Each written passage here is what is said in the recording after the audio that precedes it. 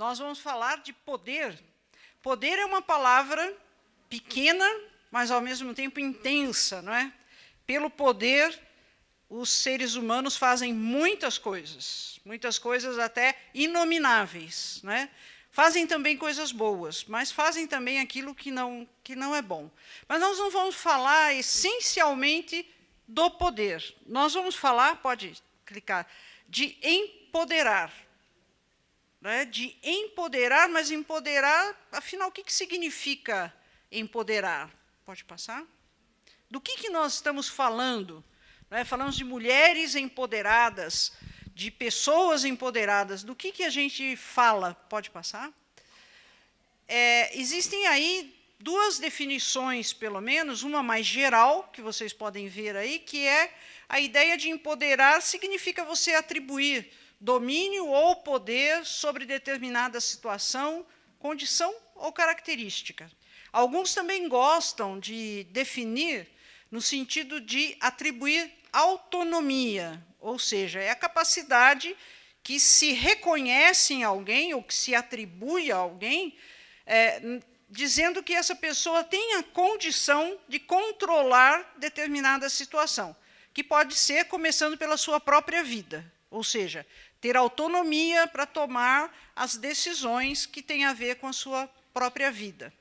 Do ponto de vista das relações sociais, nós entendemos que empoderar é uma atitude social também. Por quê? Porque significa conscientizar os variados grupos dentro da sociedade, principalmente as minorias. E é engraçado porque essa expressão minorias ela é bastante contraditória. Não é? Porque se nós formos falar em minorias em determinados contextos e nós fôssemos contar os indivíduos, eles seriam a maioria. É o caso das mulheres. Não é? Nós, mulheres, aqui mesmo no nosso país, no Brasil, nós já somos a maioria. Nós somos um pouco mais que 50% da população. Então, nós somos a maioria, não a minoria. Mas a própria expressão minoria, ela vem revestida dessa noção de falta de poder. Mas falta de poder em que sentido? No sentido de ter maior visibilidade e de lutar pelos seus direitos. Então, normalmente, quando a gente ouve essa expressão, não é, as minorias não é, são prejudicadas, as minorias estão sendo discriminadas, nós podemos entender que estão se referindo a pessoas ou a grupos que, muito embora possam até ser maiores em número, mas eles têm uma diminuição no seu poder de decisão, como se a sua palavra valesse menos que a dos chamados grupos da maioria. Não é? E quando essa palavra ou essas expressões se aplicam às mulheres, o que nós estamos falando? Quando falamos em empoderar ou empoderamento das mulheres, nós estamos falando de conscientização dessas mulheres, de nós mulheres, para reivindicar socialmente pela igualdade de direitos na vida em sociedade. É disso que trata o empoderamento. Pode passar? Então, quando a gente fala disso, olha, se precisa se falar de empoderamento das mulheres, é porque, de alguma maneira, se considera que as mulheres têm menos, ou já tiveram, ou ainda têm menos relevância na vida social do que os homens. Não é? Nós entendemos aí a sociedade constituída de homens e mulheres. Então, se eu digo que eu preciso empoderar mulheres, é porque elas têm falta de poder. O que significa isso em relação à vida social? Se nós olharmos todas as sociedades humanas e talvez mais de perto as nossas sociedades, não é? Sociedades que a gente considera mais semelhantes à nossa, chamadas sociedades ocidentais, nós vamos ver que a posição das mulheres ela é muito variável de acordo com a sociedade onde nós estamos e o tempo histórico que nós vivemos. Então, essa posição da mulher na vida social, ela não é igual em todos os lugares do mundo e não é igual em todas as épocas históricas. Não é? Basta que a gente converse, por exemplo, com nossas antepassadas, né, o mais próximo que elas estiverem, ou se nós virmos fotos, né, de épocas mais distantes, de eventos públicos, por exemplo, nós veremos que nem sempre as mulheres tiveram relevância nesse espaço público. Elas eram mais reservadas ao espaço privado, do lar, não é, das famílias. E assim muitas outras coisas que aconteceram na vida em sociedade, ou que vêm acontecendo, e que mostram que nem sempre as mulheres ocuparam as mesmas posições, tiveram os mesmos direitos e as mesmas prerrogativas. Na nossa sociedade, quando eu digo nossa, eu digo não só do Brasil, mas de todos os países, digamos, que são semelhantes ao nosso, a posição social das mulheres foi marcada, historicamente, por inferioridade, por subjugação e por violência.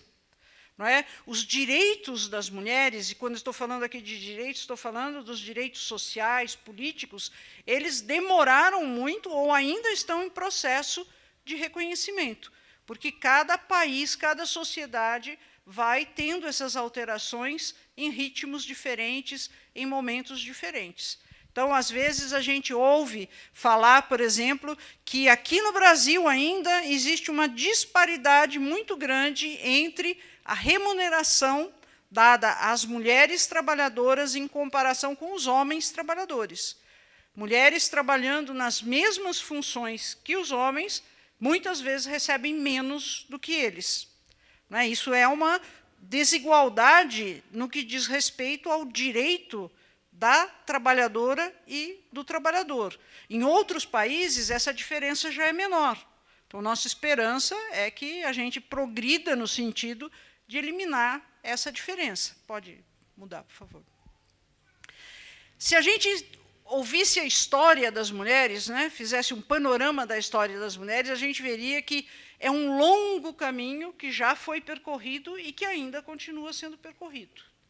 Não é? Há questões relativas, como eu disse agora há pouco, ao trabalho das mulheres, que é permeado, às vezes, de muita desigualdade. Há a questão da participação política, especialmente a questão do voto. Não é? Na Europa, houve, desde o século XIX, né, 1800 e bolinha, como a gente diz, uma luta muito grande por permitir que as mulheres votassem, porque elas não tinham direito a votar. Aqui no Brasil também, nós, mulheres, só passamos a ter o direito ao voto a partir de 1932. Até então, nós também não podíamos votar. Assim como a participação política mais ampla, né, fazendo parte do parlamento, da Câmara dos Deputados, do Senado e de outras instituições. E existe também esse debate sobre a autonomia das mulheres. Em algumas culturas, as mulheres não têm direito de decidir nem sobre a sua própria saúde. Por exemplo, em algumas regiões da Índia e de outros países naquela região, as mulheres só podem ir ao médico se a sogra concordar. Não é nem o marido, é a sogra. Imagine a situação, não é? Se a sogra não gostar da nora, ela jamais vai deixá-la ir ao médico, a coitada vai acabar morrendo por falta de atendimento médico. Mas é verdade. E, em pleno século XXI, isso ainda acontece. Em outras regiões, não existe essa norma cultural tão rígida, mas, por exemplo, a mulher só pode ir ao médico ou ir à escola se o marido realmente consentir e der o recurso para isso, para que ela vá, porque senão ela não pode ir também. Então, essa questão da autonomia das mulheres ainda é um processo, não é? Veja que nós não estamos falando aqui em que não há que existir o respeito, a inter-relação, não é? Por exemplo, entre o marido e a mulher. Mas nós estamos falando aqui de uma situação anormal, não é? Em que a mulher, mesmo necessitando de algo, é inibida, é proibida de obtê-lo, porque não se considera que ela tem o direito disso. Ela é considerada, em certo sentido, uma pessoa, uma cidadã de segunda categoria, ou terceira até, e assim por diante. Pode passar, por favor? Se a gente fizer um panorama aí de algumas fotos, a gente vai ver que mais próximo de nós foi nos anos de 1960 que o chamado movimento feminista avançou aqui mais na nossa região, na região das Américas e também na própria Europa. Não é? Essa foto é uma foto aqui do Brasil. Não é? Vejam a vestimenta, as roupas das mulheres típicas dos anos 60, quando aqui no Brasil esse movimento pelos direitos das mulheres ganhou mais força. Pode mudar, por favor? Mas a gente vê, por exemplo, né, que esse foi um movimento que alcançou várias áreas da vida social, até a questão, por exemplo, da televisão. Né?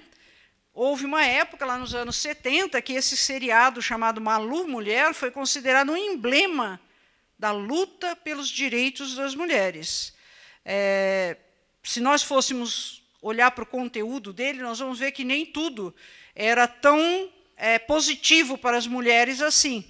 Mas o fato de existir na televisão um programa que defendia os direitos das mulheres era um avanço. Não é? Era algo considerado inédito. Também, à medida que os anos 70 foram avançando, entramos aí nos anos de 1980, a participação das mulheres nos fóruns públicos foi aumentando, não é? Foi crescendo o número de instituições que eram lideradas por mulheres também. Pode passar? E a gente vê que, hoje, as mulheres estão em todas as áreas da vida social. No nosso contexto brasileiro, a gente tem mulheres atuando, principalmente como profissionais, em todas as áreas. Tanto nas áreas mais chamadas graduadas, né, de mais alta escolaridade, como em outras áreas. Sem que, entretanto, né, as mulheres deixem de ser mulheres. Por isso nós temos aí as grávidas, né, ou seja, algo que somente as mulheres podem fazer, que é engravidar. Mas elas continuam fazendo isso sem, entretanto, não é, deixar de fazer muitas outras coisas pela vida em sociedade. O trabalho das mulheres é um trabalho que é muito importante para o crescimento do país, de modo geral, assim como a figura da mulher, aquilo que ela faz na sua vida em família, na sua comunidade, é também de uma importância inigualável. Pode passar? Então, a gente vê, por exemplo, aquela foto onde tem a mulher vestida ali, né, socialmente, segurando um bebê no colo, que é bem típico. Né? É a mulher que está exercendo até uma função executiva, mas ela tem um bebê, ela é mãe. Ela não deixa de ser mãe porque tem ali o bebê. Outro dia me contaram uma experiência que eu achei muito engraçada. Um conhecido nosso, médico, né, ele chegou atrasado num determinado compromisso, e ele disse assim para outra pessoa que estava com ele, que foi quem me contou a história. Ele disse assim, olha, imagina que a moça que trabalha lá em casa e que leva as crianças na escola se atrasou. E aí minha mulher disse assim, bom, eu tenho que dar aula agora, então eu vou indo. Não, mas é que eu tenho uma reunião. Ela falou, bom, mas a aula eu não posso adiar, a reunião você pode adiar. Então você fica e eu vou. Aí essa outra pessoa disse para ele também, não é justo, você tinha um compromisso que você podia adiar, a sua mulher não tinha. Então vejam que o contexto de vida hoje é muito diferente das nossas antepassadas. Né? Pode passar? Pode apertar aí mais uma vez. Então vamos focar em quem é essa mulher hoje. Né? A mulher que somos nós. Né? O mundo em que nós vivemos, quem somos nós aqui? O quanto realmente nós, mulheres, fomos empoderadas. Pode passar. Eu gosto muito dessa figura. E aí eu pergunto para vocês, que poder é esse? Não é? É muito ou é pouco poder? Bem? É muito, não é? Com o perdão aqui do cavalheiro que está ali, se às vezes a gente pede para o nosso marido fazer alguma coisa, ele diz assim, mas eu não posso fazer duas coisas ao mesmo tempo, não é? É verdade, isso não é uma invenção, não é? Agora veja essa criatura, não é? Quanta coisa ao mesmo tempo. Então, muitas vezes, quando nós falamos do empoderamento das mulheres, nós estamos falando de uma carga muito grande que nós, mulheres, assumimos no nosso contexto atual. Será que isso traz benefícios para nós ou não? Não é? Pode passar, por favor. O fato é que nós mulheres passamos por grandes mudanças, não é, no nosso papel na sociedade. Nós saímos da privacidade do nosso lar e entramos com tudo no espaço público. Então, mudou o nosso status social. As mulheres hoje têm um status público, uma figura pública, não é? Mas isso continua convivendo com aquilo que já tradicionalmente era nossa responsabilidade no espaço privado e também com os antigos problemas que as mulheres sempre enfrentaram na sua vida em sociedade. E talvez o principal e o mais cruel deles seja o da violência. A violência contra a mulher hoje é considerada pela Organização Mundial da Saúde como o principal problema de saúde pública nos países em desenvolvimento, como é o caso do Brasil. Nós temos acompanhado, né, nesse ano, especificamente, nesses primeiros 5 meses do ano, uma proporção absurda, né, de crimes cometidos contra mulheres.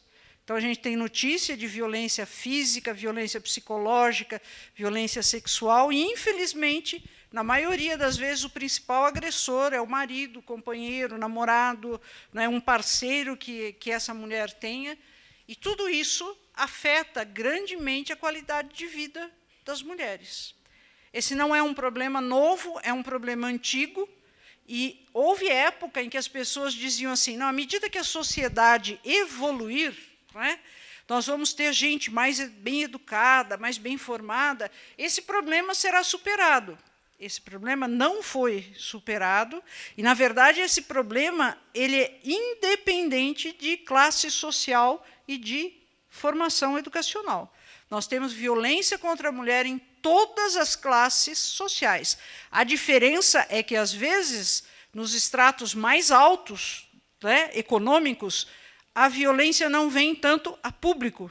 E, quando ela vem a público, ela causa, não é, um rebuliço. Haja vista, por exemplo, o caso da Luísa Brunet, não é, que há um tempo atrás foi amplamente divulgado na mídia que ela sofria violência, e aí, em geral, a tendência é desacreditar a vítima, né? Dizer, não, mas ela também não era flor que se cheirasse, não é?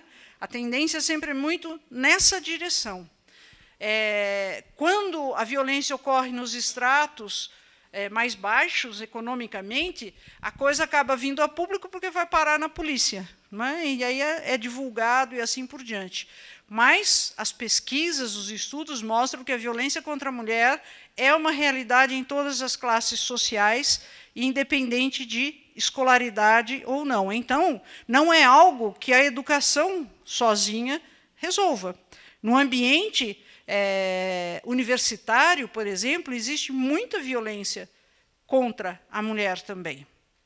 Então, é um problema que vai além daquilo que nós podemos imaginar que a sociedade possa resolver sozinha, não é? Pode passar? E há os novos problemas, não é? Esses já eram os problemas tradicionais, e tem os novos problemas. Pode passar?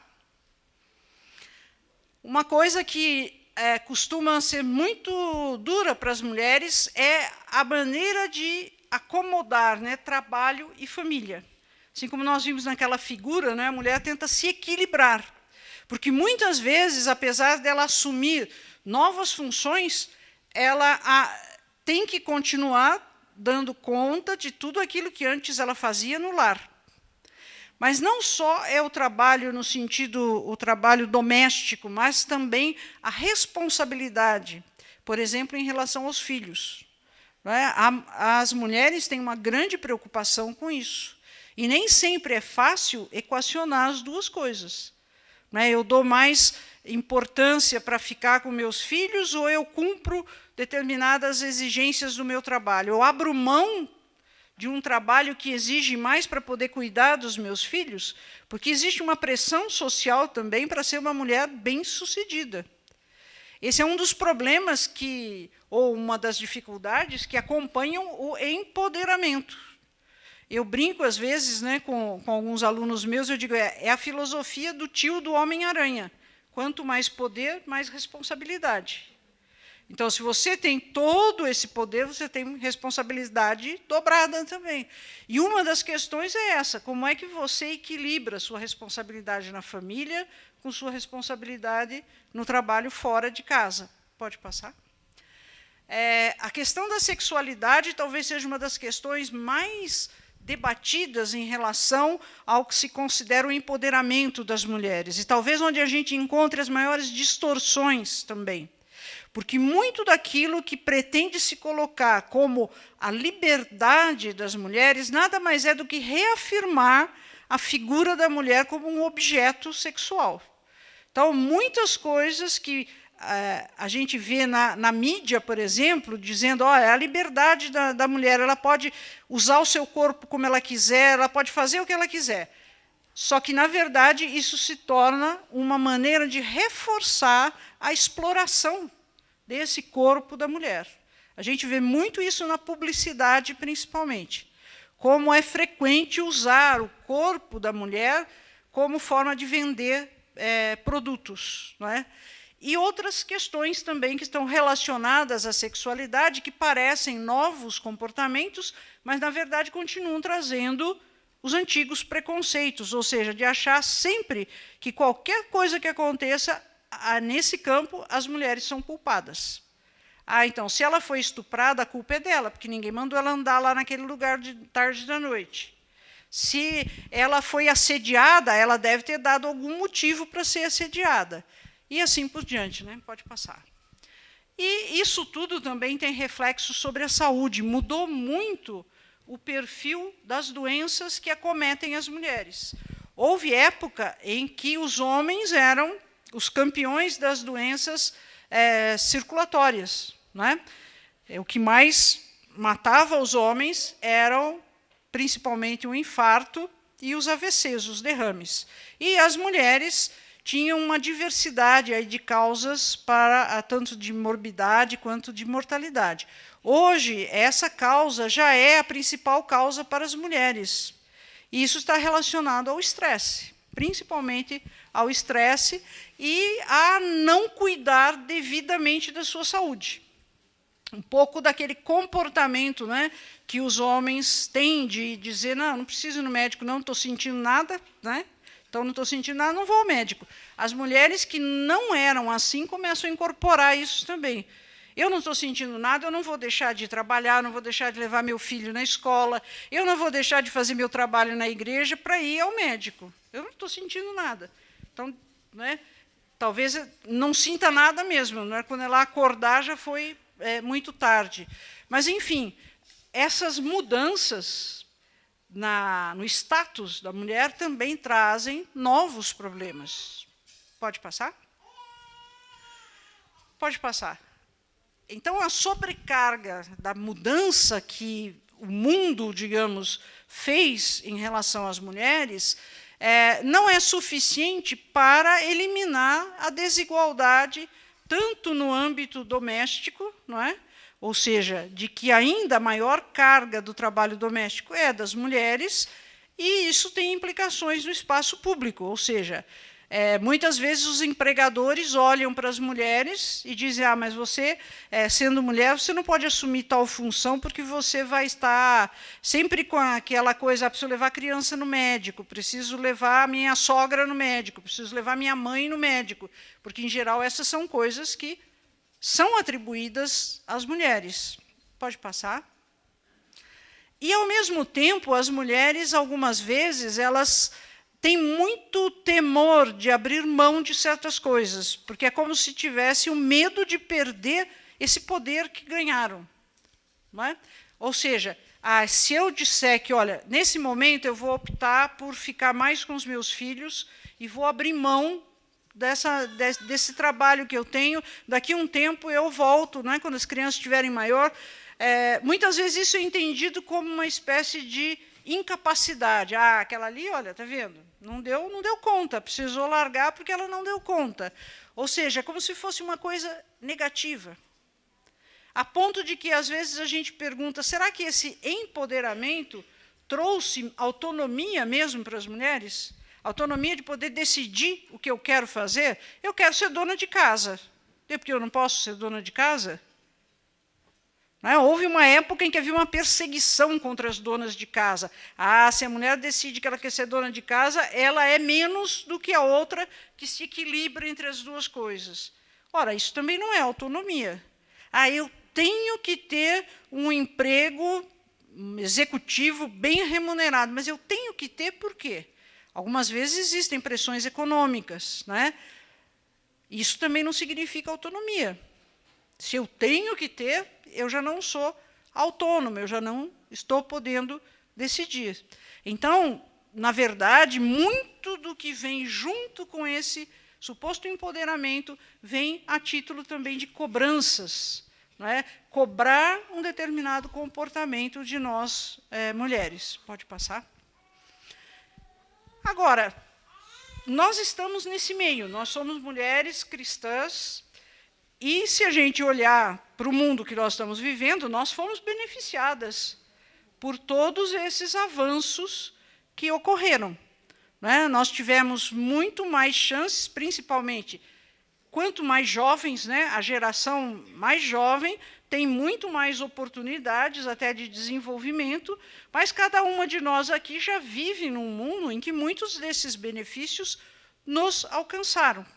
Então, nós podemos dizer que nós somos mulheres empoderadas, socialmente empoderadas. Nós vivíamos numa condição melhor do que as nossas avós em relação a isso, aos nossos direitos civis, aos nossos direitos econômicos. Nós ganhamos um status na sociedade que as gerações anteriores não tinham. Mas eu gostaria, nessa tarde, noite, de desafiar vocês a pensarem que, principalmente, a par de qualquer desses benefícios que nós possamos usufruir, nós somos mulheres empoderadas porque nós somos filhas de Deus e nós somos servas do Senhor Jesus Cristo. Alguém poderia dizer, mas como é que você pode dizer que é empoderada se é serva, não é? Mas aí é que está o grande segredo daquilo que Deus faz por nós, da transformação que Ele opera na nossa vida. E eu gostaria, pode passar? Pode passar também, de aprender, que nós aprendêssemos juntas aqui, brevemente, sobre duas mulheres cuja história se encontra na Bíblia. Duas mulheres que, do ponto de vista social e político, tinham posições completamente diferentes. Nós vamos falar de uma mulher que era poderosa, pelo menos dentro daquele contexto em que ela viveu, e uma mulher que não era poderosa, que era, entre aspas, um João ninguém, uma Maria ninguém, e acabou sendo, talvez, uma das mulheres cujo nome é mais repetido no mundo. Nós vamos falar, por um lado, de Esther, que também era chamada de Hadassa, e de Maria, a mãe de Jesus. Duas mulheres em momentos históricos completamente diferentes e também em contextos de vida completamente diferentes. Pode passar. O livro de Esther nos conta a história dessa jovem judia que foi nascida lá no cativeiro, do povo de Israel. Ela acabou sendo adotada e criada por um primo que era uma liderança dentre os judeus no cativeiro, que era Mardoqueu ou Mordecai, algumas traduções dizem Mordecai. Pode passar. Ali, dentro do contexto do Império Persa, embora houvesse uma certa, digamos assim, uma certa condescendência para com os judeus, eles eram subjugados, eram escravos, viviam dentro de um ambiente hostil para a sua cultura, para a sua família, para a sua religião. Tanto é que o contexto do livro de Esther nos mostra que havia muita gente ligada ao rei, e que queria criar motivos para perseguir o povo judeu que estava ali sendo mantido como escravo. Pode passar? Quais eram as perspectivas para os judeus dessa sociedade? Era uma perspectiva muito sombria. E quando ocorre de Esther, essa jovem judia, nascida no cativeiro, tornar-se a rainha, ser a esposa preferida do rei, porque ele tinha várias, mas ele escolheu a ela como rainha, foi justamente num contexto em que outra mulher sofreu. A rainha Vasti, que era a esposa oficial do rei, não é? Ela desobedeceu o rei. E porque desobedeceu o rei, ela foi colocada de lado. Aí ele abriu uma espécie de concurso de beleza, né? Para jovens lá, incluindo a Esther. Por quê? Porque o tio da Esther falou para ela, você fica quieta, você não fala que você é judia, e vamos entrar nesse concurso, vamos ver o que vai acontecer. E justamente o rei gostou de Esther, ela foi levada lá para o palácio para receber um tratamento de beleza, né, um banho de loja, como a gente diria. Ficou uma linda mulher, né, como diria o filme também, e o rei se encantou dela e a transformou na rainha. Como rainha, ela tinha muitas prerrogativas. É claro que nós estamos falando de um contexto muito diferente de hoje, né? Não é que ela fosse toda poderosa, mas em relação às demais mulheres, ela tinha muito poder. Pode passar?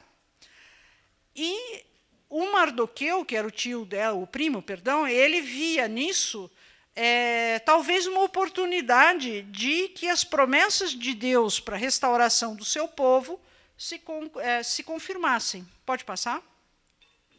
Então, quando ela se tornou rainha, era como se fosse a espécie da história da Cinderela, né? Aquela mocinha pobre, coitadinha, ganhou o coração do rei e estava lá, de repente, no palácio, pode passar, usufruindo de luxo, de toda a beleza, ela tinha serviçais, tudo de melhor que aquela sociedade podia oferecer. Pode passar?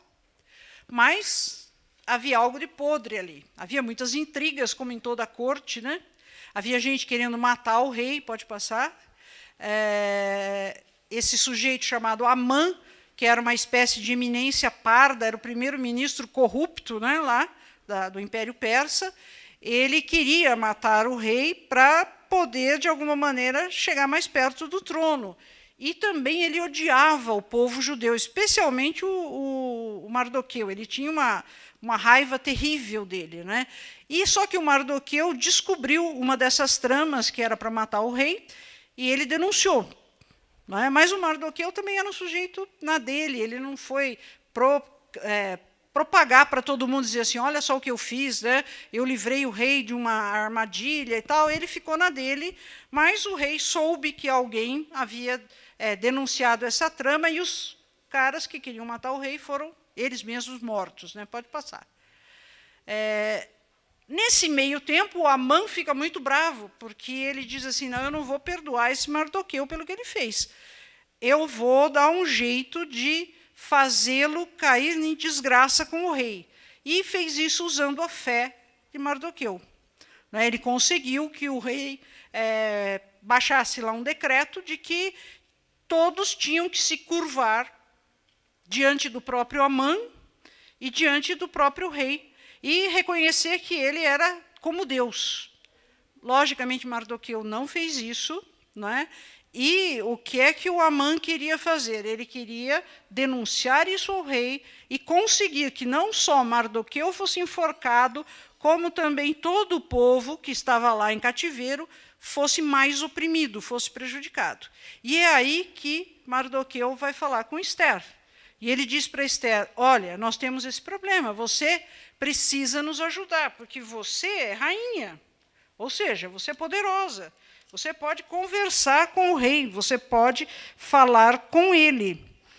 Mas acontece que havia uma seguinte história, o rei só conversava quando ele queria. Né? Então, pedir coisas para ele é só mesmo quando ele dissesse, o que você quer, eu faço para você. Fosse lá de oferecida, Esther, mesmo sendo a rainha, não teria muita chance. E o que acontece? Apesar de ter poder, Esther sabia que ela era limitada, ela ficou com medo. E ela mandou dizer para o Mardoqueu, olha, não dá mesmo, porque olha o que aconteceu com a outra, com a Vasti. Eu vim aqui já no lugar dela porque ela desobedeceu o rei. Se eu fizer isso, o que o rei irá fazer comigo? Né? Lá no livro de Esther, no capítulo 4, o Mardoqueu dá uma resposta para Esther. Ele diz assim para ela: não pense que pelo fato de estar no palácio do rei, você será a única entre os judeus que escapará. Pois se você ficar calada nesta hora, socorro e livramento surgirão de outra parte para os judeus. Mas você e a família do seu pai morrerão. Quem sabe se não foi para um momento como este que você chegou à posição de rainha. Ou seja, colocou-a num impasse. Disse: você está feliz de ser rainha, só que o rei não sabe ainda que você também é judia. Quando o Amã conseguir concretizar o plano dele, você vai ser morta junto com todo mundo. E o que me chama muito a atenção aqui, irmãs, é essa palavra do Mardoqueu. Quem sabe se não foi para um momento como este que você chegou à posição de rainha. Eu acredito que tudo que nós, como mulheres, recebemos, se nós temos algum benefício hoje, se nós podemos exercer alguma influência, é para fazê-lo como servas de Deus. Então, se nós temos influência a exercer, é o compromisso de exercê-la como Deus quer que nós o façamos. Que nós façamos tudo para a glória de Deus. O apóstolo Paulo diz lá aos Romanos que quer comamos, quer bebamos, nós somos do Senhor. Não é? Quer vivamos, quer morramos, façamos isso em nome do Senhor. Então Mardoqueu desafia Esther, fala: olha, você acha que você vai conseguir se livrar? Você não vai. E talvez seja exatamente para isso que Deus colocou você nesse poder. Ele empoderou você para que você pudesse fazer algo pelo seu povo, e não só para o seu benefício. E aí Esther, ela resolve obedecer ao conselho do seu tio. E o que ela diz para Mardoqueu? Ela diz: olha, eu vou fazer o seguinte, eu vou chamar o rei, vou chamá-lo para um banquete, né? Porque aí ela podia convidar. E, durante esse banquete, eu vou tentar tocar no assunto, vou falar com ele. E se ele me ouvir, ótimo. Se ele não me ouvir, eu morro assim mesmo, porque se o rei ficasse bravo, ela morreria. Mas a história nos conta que Esther foi muito bem sucedida. Ela conseguiu, não é, chamar o rei para estar com ela no banquete, e conseguiu armar uma situação através da qual o rei ficou sabendo que Mardoqueu era o homem que havia livrado o rei de ser assassinado, e que Amã era um corrupto, que havia escondido isso e que planejava o mal de Mardoqueu e planejava também o mal do povo judeu, incluindo a própria rainha Esther. E Amã foi enforcado na própria forca que ele preparara para Mardoqueu. Ou seja, Esther foi uma mulher poderosa, empoderada, que usou aquilo que ela tinha recebido para cumprir os desígnios de Deus. Um desafio para nós, não é? Aonde nós estamos hoje, quais são as obras que Deus tem preparado para que nós realizemos? Pode passar? Pode passar.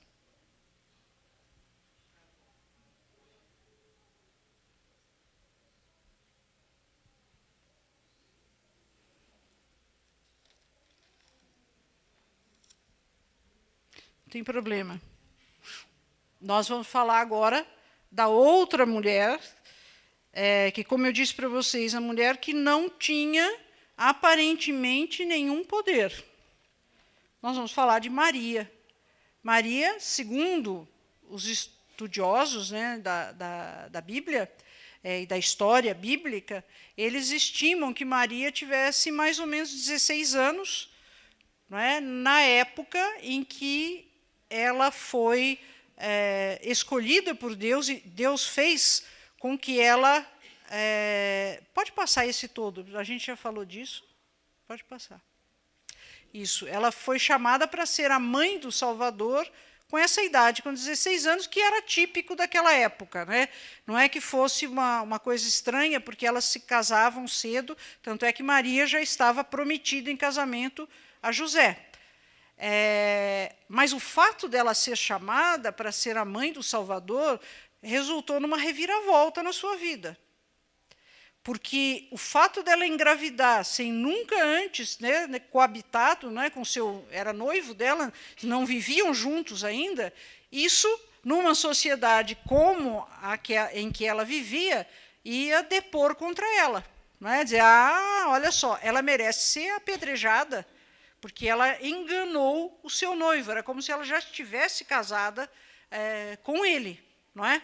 E o Evangelho de Lucas nos dá a narrativa, né, de que quando Maria recebe essa chamada, ela também é informada de que o poder do Altíssimo viria sobre ela para que ela engravidasse e pudesse ser a mãe do Salvador. Vejam lá no capítulo 2, primeiro no capítulo 1 de Lucas, quando ela recebe essa informação, Lucas 1, a partir do versículo 28. O anjo, aproximando-se dela, disse: alegre-se, agraciada, o Senhor está com você. Maria ficou perturbada com essas palavras, pensando no que poderia significar essa saudação. Mas o anjo lhe disse: não tenha medo, Maria. Você foi agraciada por Deus. Você ficará grávida e dará à luz um filho, e lhe porá o nome de Jesus. Ele será grande e será chamado Filho do Altíssimo. O Senhor Deus lhe dará o trono de seu pai Davi, e ele reinará para sempre sobre o povo de Jacó. Seu reino jamais terá fim. Perguntou Maria ao anjo: como acontecerá isso se eu sou virgem? O anjo respondeu: o Espírito Santo virá sobre você, e o poder do Altíssimo a cobrirá com a sua sombra. Assim, aquele que há de nascer será chamado Santo Filho de Deus. Imaginem essa mensagem para alguém que o que ela imaginava? Ela ia se casar com José, né, que era um carpinteiro, um homem mais velho do que ela, e, de repente, a vida dela vira de ponta cabeça, porque chega um anjo, não é? Alguém sobrenatural, e diz para ela: nada disso. Você vai ficar grávida, e vai ficar grávida através do poder do Espírito Santo. E você vai dar à luz àquele que será chamado Santo, o Filho do Altíssimo.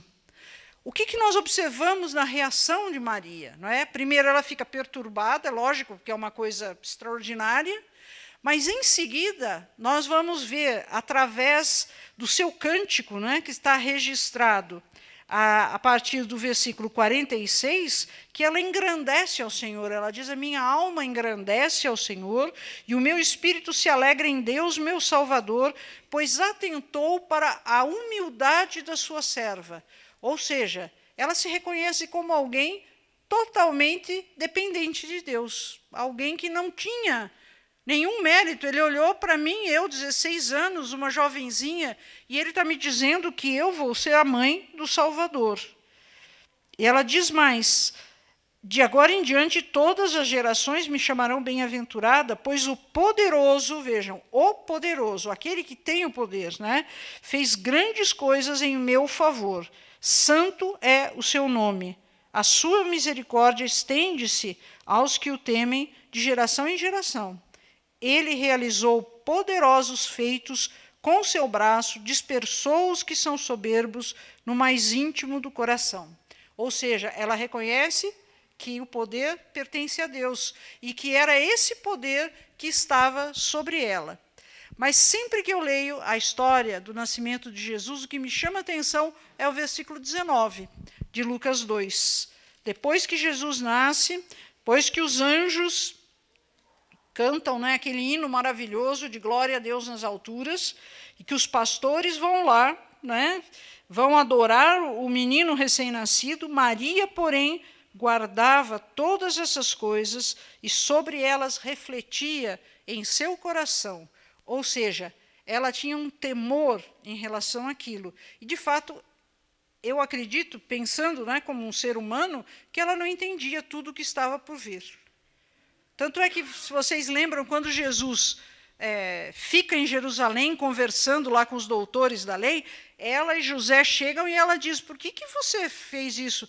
Nós estávamos preocupados com você, nós somos seus pais. E aí ele olha para ela e diz, mas vocês não sabiam que eu devia estar na casa do meu pai? Então, Maria, mesmo tendo recebido aquela visão, talvez não era claro para ela o que significa Deus é esse bebezinho que eu tive aqui? É um bebezinho como qualquer outro. Veio esse monte de gente aqui adorar, falar que ele é isso, que ele é aquilo, mas ele é um bebê, ele vai mamar, ele vai crescer, não é? Vai fazer traquinagens, vai fazer uma porção de coisas. Que será, né? Mas ela aceitou aquilo que Deus havia lhe dito, e mesmo sem compreender tudo, nós sabemos que até o final ela estava lá próxima da cruz de Jesus. E talvez naquele momento ela tenha compreendido tudo o que significou aquela trajetória. Então vejam, ela não era uma mulher poderosa, ela era uma mulher humilde, uma mocinha. Quem a empoderou foi o próprio Deus. E ela reconheceu isso, que o poder vinha de Deus. Ela não fez nenhuma obra que naquele momento alguém se espantasse, dissesse, olha que coisa maravilhosa que ela está fazendo. Naquele momento, provavelmente, ninguém deu muita bola para ela. Né? Mas ela disse lá, daqui por diante eu serei reconhecida em todas as gerações. E nós estamos aqui hoje falando do exemplo dela. É um exemplo de humildade diante do poder de Deus. Pode passar? Então, o que nós aprendemos dessas duas mulheres? A primeira coisa é que as duas colocam a sua posição a serviço de Deus, quer elas sejam rainhas como Esther, ou elas têm uma posição humilde. Então, eu creio que isso é uma lição para nós. Aonde nós estivermos, nós somos servas de Deus. E que Ele tenha misericórdia e tenha prazer em nos usar naquilo que nós soubermos fazer, naquilo que Ele nos capacitou a fazer. Cada uma de vocês, cada uma de nós, tem dons, tem habilidades que foram dadas por Deus. E no contexto em que cada uma está, nós podemos utilizar. Então, nosso poder, nesse sentido, nosso poder vem do Senhor, não importa aonde nós estejamos. Pode passar? Pode ir. E para isso, para que a gente realmente faça dessa maneira, a primeira coisa que nós precisamos é sabedoria. Porque nós vivemos num mundo hoje, como eu disse no início, em que se fala muito de empoderamento das mulheres, mas nem sempre se está preocupado com essa concepção, de que o verdadeiro poder vem de Deus e que tudo aquilo que nós pudermos fazer no contexto em que nós estivermos deve ser para a glória dele. E a palavra de Deus nos estimula a que busquemos essa sabedoria. Eu gosto muito desse texto que está na carta de Tiago, onde ele fala de que se nós temos falta de sabedoria, nós devemos pedir a Deus. Tiago, capítulo 1.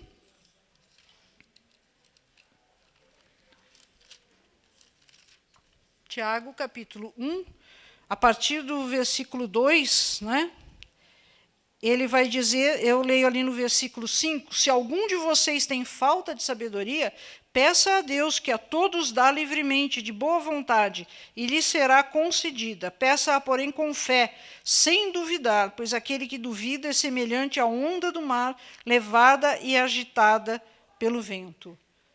Peçamos sabedoria a Deus para nós agirmos como mulheres empoderadas. E mais um clique aí. Nós precisamos de coragem e dependência de Deus. Vocês viram lá como Esther precisou jogar fora o medo que ela estava sentindo, no capítulo 4, versículo 15 e 16, é onde ela reafirma a sua posição de fazer alguma coisa. E foi quando Mardoqueu chamou a atenção dela para o fato de que, se ela ficasse quieta, ela também seria morta. Então, é preciso nos arriscarmos, muitas vezes, para fazermos aquilo que pode honrar a Deus, que pode realmente trazer uma contribuição para o mundo em que nós vivemos. E a história de Maria, que acabamos de falar agora, reforça isso, não é? O medo, a perturbação, ela também sentiu, mas ela, dependendo de Deus, ela avançou. Muitas vezes, talvez até muitas vezes na escuridão, sem saber exatamente o que esperava.